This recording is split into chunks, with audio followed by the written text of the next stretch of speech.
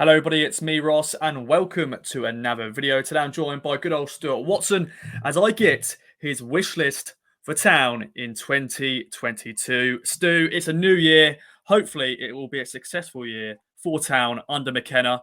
And well, the first wish on your list is probably that McKenna. Will he last?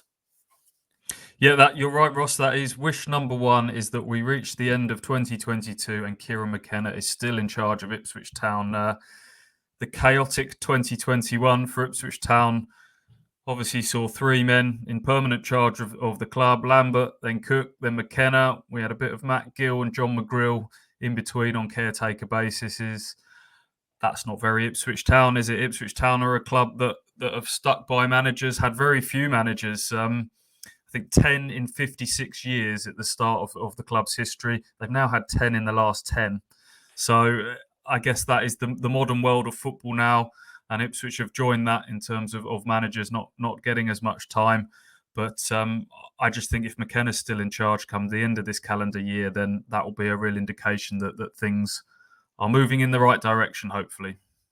Definitely. And as you said, it is unheard of to have this many managers in one calendar year, three managers, and then, as you said, the caretaker managers. It was a different year for all of us watching Town, seeing all these different managers come in. The next wish then, Stu, is it wanting more wins? It is indeed. It's a very simple one, this one, and it is for Ipswich Town to win more games than they lose in this calendar year, which doesn't seem like a big ask, does it? But it's something that they've not done, amazingly, since 2015. Since then, every calendar year, they've ended up with more defeats than they have done wins. It was the same last year: played 61, won 19, drew 22, and lost 20 in all competitions. So one more defeat than wins. Ipswich need to readdress that balance and start putting some more ticks in the W column. And to help that, they need to put together a winning streak or two along the way. It's the inconsistency has been maddening, hasn't it? Every time they take one step forward, it seems to be followed by two back. I think they've had back-to-back wins in the league once. This last year or so, which was the 4-0 win at Portsmouth, was followed up with that last-minute home winner against Fleetwood.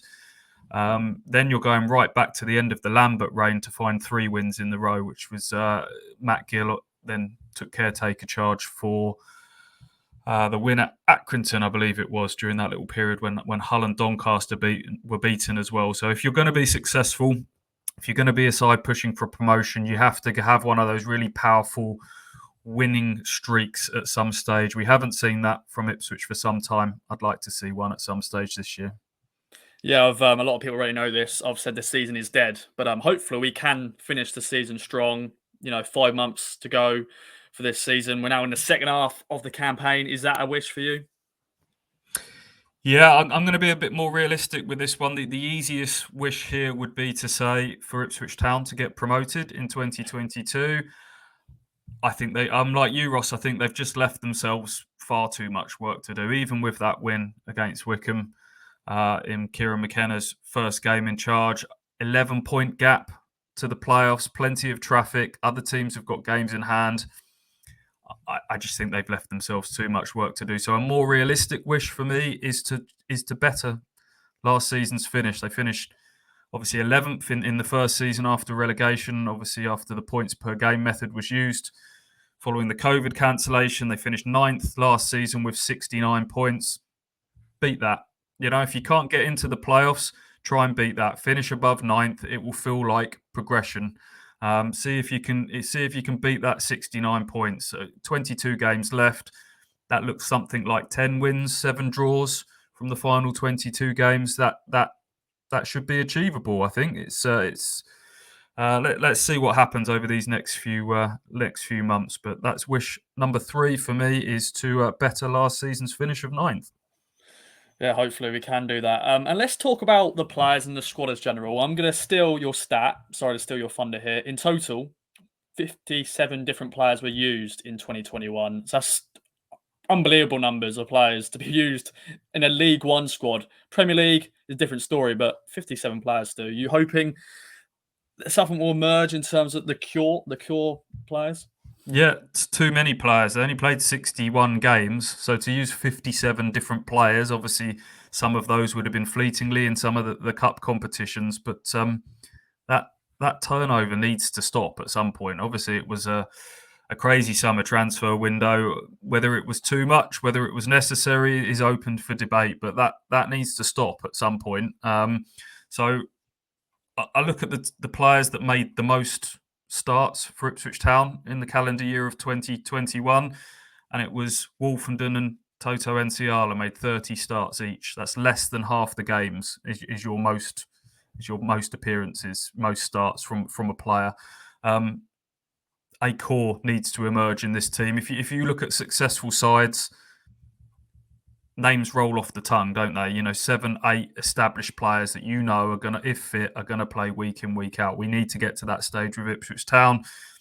Might be Christian Walton in goal. We'll see what happens there. I think Edmondson is a real firm candidate to do that. Morsey, the captain, a striker, whether that's Bonn or Norwood or someone else that might arrive in this January transfer window, but they need to get a core of 5, 6, 7 players that are going to play more often than not. And I'm sure, like fans, young kids, they want to have the name or back of their shirt that he's actually playing week in, week out. I'm sure there'll be, some fans have bought shirt number of that player and then they don't play, and it's like, oh, okay. But hopefully we'll see that more this year. Let's talk about signing players permanently. Then we've got a few loan players. I know Macaulay Bonn is one. Walton is the one recently. Is that what your wish is? Yes, I'd like to see them sign a loan player at some stage this year, because I think that's always a sign of a club with a plan. I think it's a sign of a happy camp that loan players want to stay permanently. You're kidding yourself if you think that clubs, especially at League One level, can't get by without making loans. Every club does. They enable you to add a bit of extra quality at times that you might otherwise not be able to afford or fit within financial constraints. But it's nice. Not all of them can become permanent ultimately, but it's nice if one or two do. And there's some prime candidates there amongst the current loan players. Christian Walton, the goalkeeper, we know Ipswich are currently working on trying to turn that permanent if they can this month. Macaulay Bonn, I know he's gone 10 games without a goal recently, but I think we'd all love him to stay, wouldn't we? This is his home. He's an Ipswich boy. He's a Chantry boy.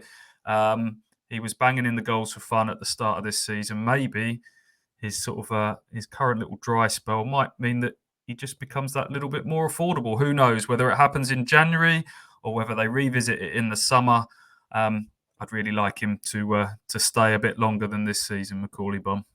Definitely. And the next wish, I know, because you gave me the list of, is can Town have a cup run? The FA Cup this weekend, wouldn't it have been lovely, us being in the third round, playing one of the big dogs? Sadly not. We got knocked out against Barrow, which we won't want to talk about ever again. We won a few cup games. We got a little bit far in the pizza trophy, but it's every year. That's what Town fans wish. Can we just go on a cup run? Can we progress? I'm sure, like me, like you, we want that. You're right. How would we be feeling right now with McKenna in charge, won his first game? We should be gearing up as we speak right now for an FA Cup third round tie at Barnsley, struggling in the Championship. And you'd be thinking, okay, it's not a glamour tie, but that's winnable. Let's test ourselves. Let's see where we stand against the bottom end of the Championship. Win that, and who could we get in the next round? And suddenly you're in the fourth round of the FA Cup. And likewise, if they were still in the Papa John's Trophy, can we get to Wembley? New managers come in, new hype about the place, but they lost to Arsenal under 21s, having led 2-0. So I honestly believe, in my 10 plus years of covering Ipswich Town, that cup football has been a major contributing factor to the growing apathy, anger, disappointment, whatever you want to say about it, because you can't be successful in the league every year, but some cup excitement along the way, whether that be a day out at Old Trafford, whether that be a run to Wembley in obviously the trophy, can make an otherwise forgettable season really memorable. And Ipswich just haven't made any memories in cup football. And here we are starting 2022, and Ipswich are out of all 3 cup competitions. They lost to Newport in the Carabao Cup at the start of the season, as well. So my wish for 2022 is that Ipswich are in at least one competition. It's not too big an ask, is it? Come the end of the calendar year. Please, just have a cut run. Come on, you can do it. Now, the next wish is a simple one, really, and it will depend on how we're doing as a whole as a football club, and that is bums in seats too. Yeah, a bit like the McKenna one. If this wish is comes true, come the end of the year, then a lot of other things are working for Ipswich Town, and so that is to retain some of these fans that have come to the last few games. The major success of Pack Out Portman Road over the festive period, we saw 29,000 plus for Sunderland, 26,000 plus for the Wickham game in midweek. Obviously, we've got the rearranged Lincoln game to come as well, which will have a bumper crowd.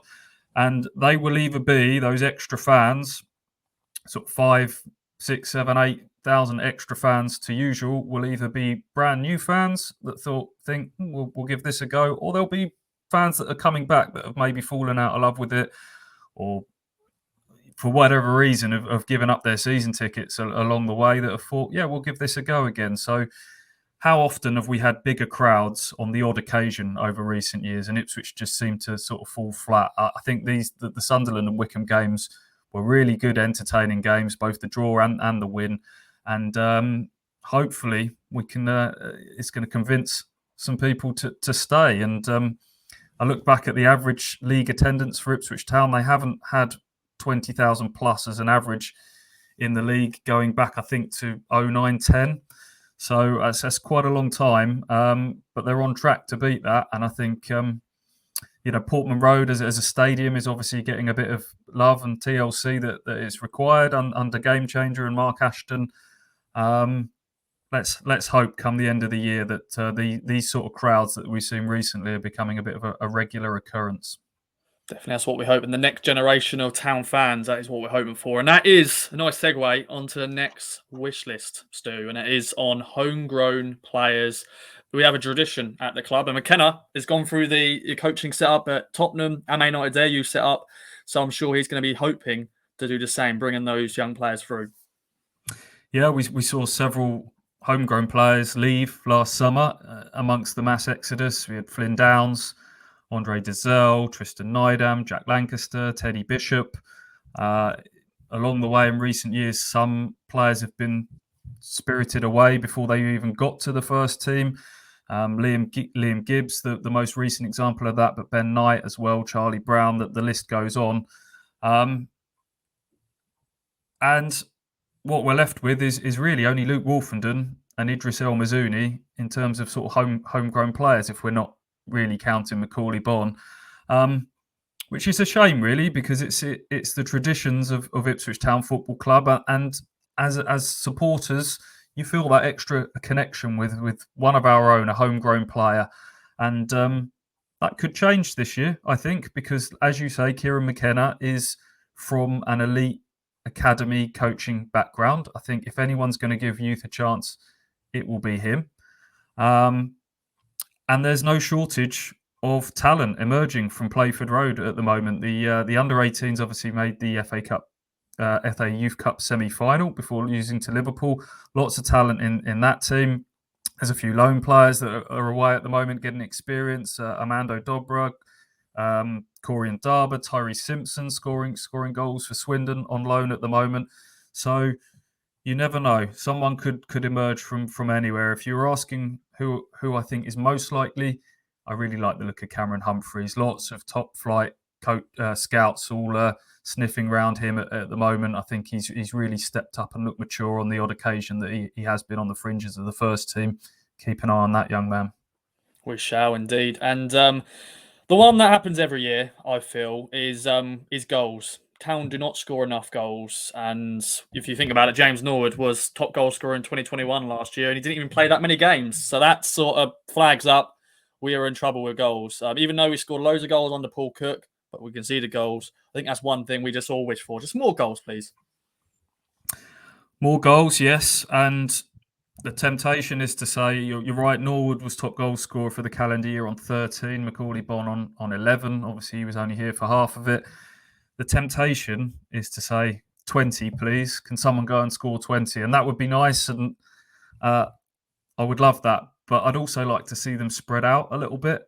It feels like a long time since Ipswich have had centre halves or defenders that regularly chip in with goals. There was a time when you always felt like Tommy Smith and Luke Chambers and Christoph Berra would contribute, every few games at set pieces, and that's kind of dried up. I think only James Wilson and George Edmondson got onto 2 goals in the calendar year from defenders.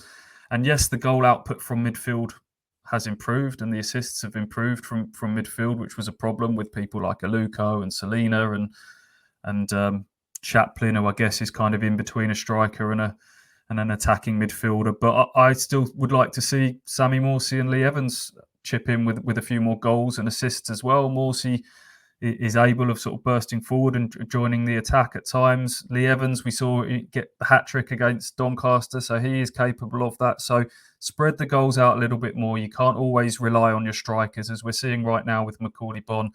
They can go through little dry patches, and that's when you need everyone else to start chipping in. So more goals, yes, please, and spread them about nicely, please, as well. Yes, indeed. And Stu, any other notes, any more wishes before we wrap up? I think we've covered. I think we've covered most of them there, Ross. So just looking forward to this being a bit more of a calmer year, an exciting year, but in a less sort of soap opera fashion. It's been great for us journalists and people in the media to kind of cover the chaos of the last year, but hopefully this one is exciting in a more understated way. And when we reconvene in 12 months' time, things are going in the right direction. Definitely. And Stu, well, thank you very much for joining me. Get involved in the comments down below. Let us know your thoughts and your wishes for 2022 for Town. Hopefully, a successful one. See you in another video. Bye-bye for now.